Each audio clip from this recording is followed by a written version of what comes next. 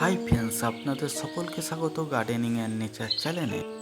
আপনাদের জন্য আরেকটি নতুন ভিডিও নিয়ে চলে এসেছি।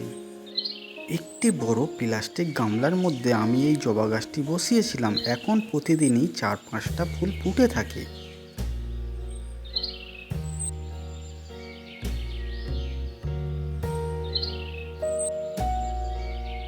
এই জবা ফুলের ঠিক নিচে একটি নয়নতারা ফুলের গাছ, কুলেখাড়া শাক এবং চারিদিক থেকে গাঁদা ফুলের গাছ রয়েছে।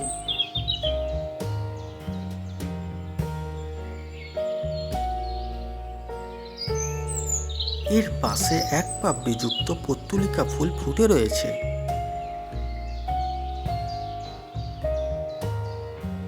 অ্যালোভেস্টার দ্বারা ছাদের মধ্যে আমি একটি বড় বেড তৈরি করে রেখেছি এবং এখন থেকেই আমি শীতের জন্য চারিপাশ দিয়ে গাঁদা ফুলের গাছ প্রতিস্থাপন করে রেখেছি।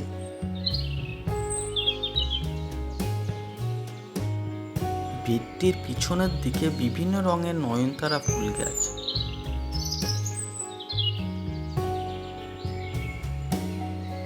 প্রায় 2 মাস আগে এই বেডটির মধ্যে আমি কিছু বীজ হলুদ বসিয়েছিলাম। এখন ওই বীজ হলুদ থেকে গাছ বেরিয়েছে। গ্রীষ্মের সময় বিভিন্ন রঙের নয়নতারা ফুল গাছ একই সারিতে লম্বালম্বিভাবে আমি বসিয়েছিলাম। এখন এই গাছগুলি বড় হয়েছে এবং সুন্দর ফুলও দিচ্ছে।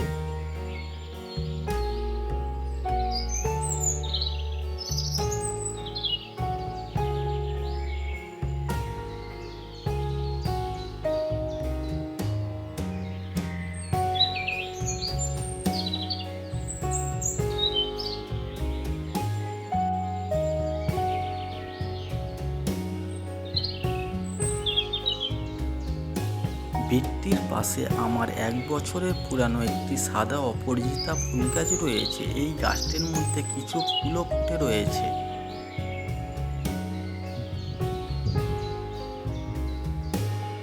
সোলার থার্মোকল বক্সের মধ্যে আমি কিছু গাঁদা গাছ বসিয়ে রেখেছি এবং পিছনে যে গাছটি আপনারা দেখা পাচ্ছেন এটি ঔষধি গুণ সম্পন্ন বাসক গাছ। সোলার থার্মোকল বক্সের মধ্যে একটি অ্যালোভেরা গাছও রয়েছে। সবজির ক্যারেট বক্সের মধ্যে 2টি অপরাজিতা ফুল গাছ, কিছু গাঁদা গাছ এবং পার্মানেন্টভাবে একটি ডালিম গাছ বসানো। এক পাপড়িযুক্ত এই অপরাজিতা ফুলটির রং ভীষণ মিষ্টি এবং দেখতেও ভীষণ চমৎকার।